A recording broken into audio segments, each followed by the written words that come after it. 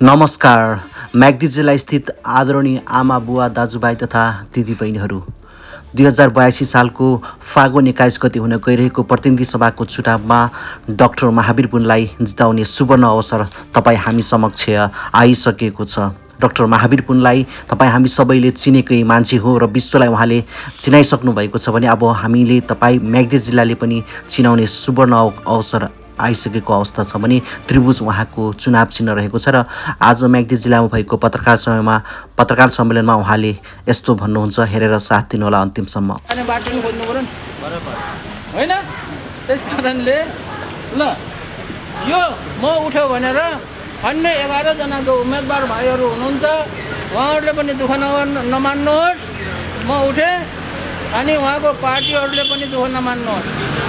कति पार्टीहरूले चाहिँ मैले कतिसम्म दुःख लागेको रहेछ भने मैले अस्ति यहाँ चुनावमा नाम दर्ता गरेर चाहिँ अब यहाँ के गरेर बस्ने, हिजोसम्म त त्यत्तिकै काम थिएन, के गरेर बस्ने भनेर यसो जनतासँग भेटघाट गर्न जाउँ भनेर अनि उता मुना मोदी के अरे देवीस्थान ताकम रुम त्यतातिर घुम्दाखेरि अलिअलि किताब पनि बेचियो। दुःख लागेको रहेछ है, उम्मेदवार भएर किताब बेच्यो भन्ने क्या।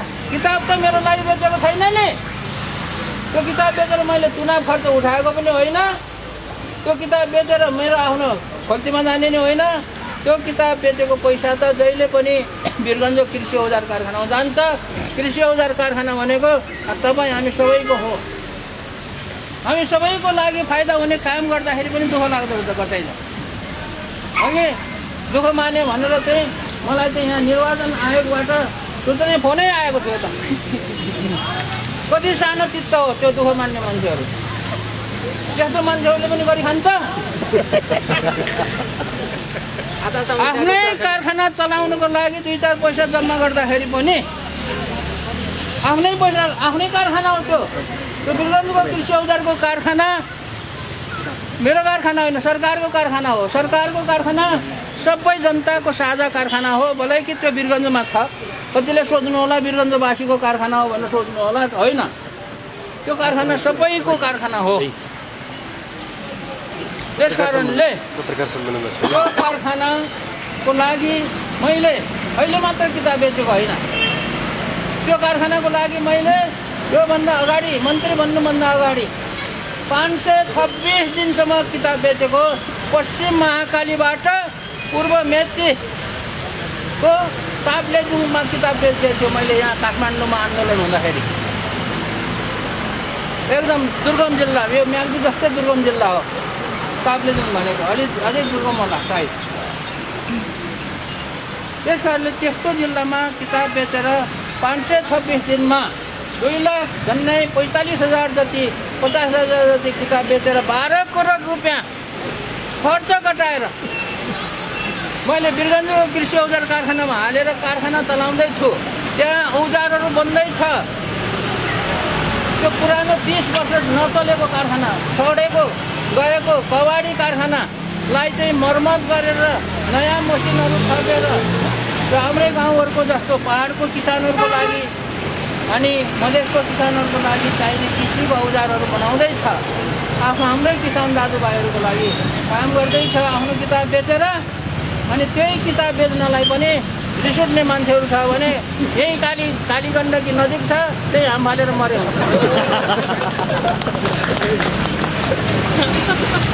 रिस उठ्ने साह्रै मोटो विचार हो त्यो।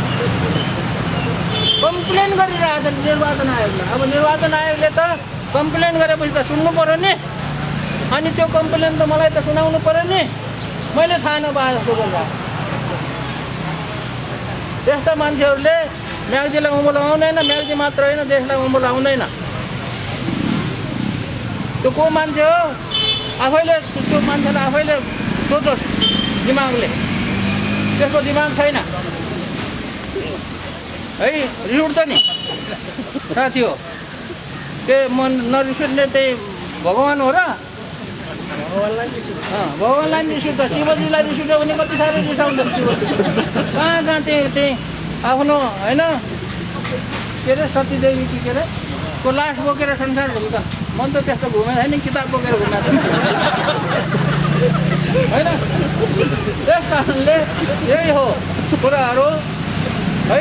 अब कुराहरू धेरै छन्, गर्दै गरौँला, आज धेरै लामो नगरौँ।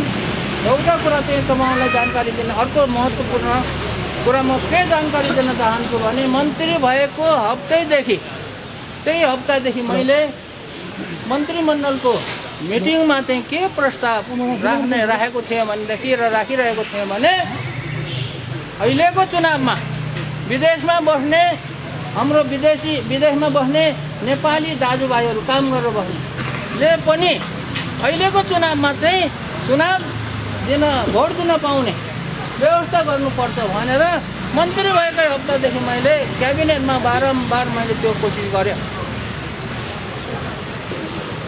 अब त्यो गर्नको लागि अनलाइन भोटिङको कुरा आउँछ, विद्युतीय भोटिङको कुराहरू आउँछ।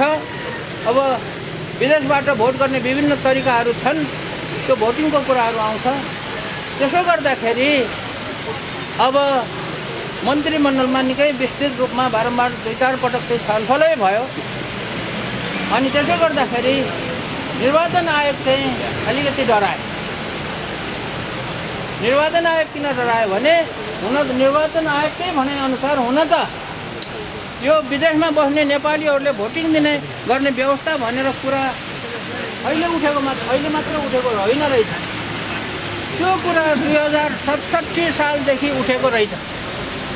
2067 सालपछि जति चुनावहरू भयो हरेक चुनावमा विदेशमा बस्ने नेपालीहरूले पनि भोट दिन पाउने व्यवस्था गर्नुपर्छ भनेर त्यस्तो किसिमको आवाजहरू उठेको, त्यस्तो किसिमको अलिअलि काम चाहिँ भएको रहेछ। तर त्यो चाहिँ चुनाव हुन नसकेको रहेछ। र मैले यो कुरा चाहिँ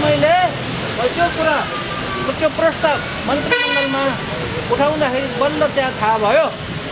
त्यो कुरा चाहिँ निर्वाचन आयोगले पनि बतायो। उसो भएदेखि यो अहिलेको यो छोटो समयमा जे जति सकिन्छ विदेशमा बस्ने हाम्रै नेपाली भाइ बहिनीहरूले पनि भोट दिने व्यवस्था गरौँ न त, कोसिस गरौँ भन्दाखेरि निर्वाचन आयोग डरायो। अब मन्त्रीमण्डल पनि डरायो।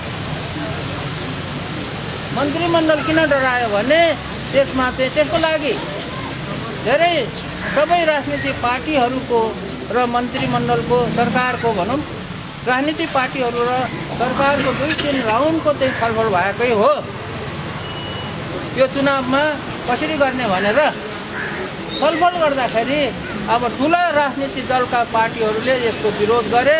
किन विरोध गरे उनीहरूले जानु। मुख्य उनीहरूको समस्याको कुरा के थियो भने उनीहरूले देखाएको समस्या समय छोटो छ भने। समय छोटो छ, भ्याइँदैन भन्यो। काम गरे पो भ्याइन्छ त, नगरेको के भ्याइन्छ। 2067 सालदेखि अहिलेसम्म नभ्याएको रहेछ। 2067 सालदेखि अहिलेसम्म नभ्याएको कुरो कसरी भ्याइन्छ भन्छ। कस्तो हावा लाग्ने कुरो, हाँसो लाग्ने। त्यसैले अब यो विरोध भयो। राजनीतिक पार्टीहरूले, ठुला राजनीतिक पार्टीहरूले, दलका पार्टीहरूले चाहिँ आँट गरेको भए, उनीहरूले पनि हौसला दिएको भए होइन, सरकारलाई पनि हौसला आउँथ्यो, निर्वाचन आयोगलाई पनि हौसला आउँथ्यो। जे भए पनि धेरै थोरै जे जति सकिन्छ त्यति गर्न सकिन्थ्यो। पुरै संसारैभरि छरिएका नेपालीहरूले भोट दिन नपाए पनि चाहिँ त्यो के अरे एउटा सिस्टम बनाउन सकिन्थ्यो। एउटा उदाहरणको लागि एउटा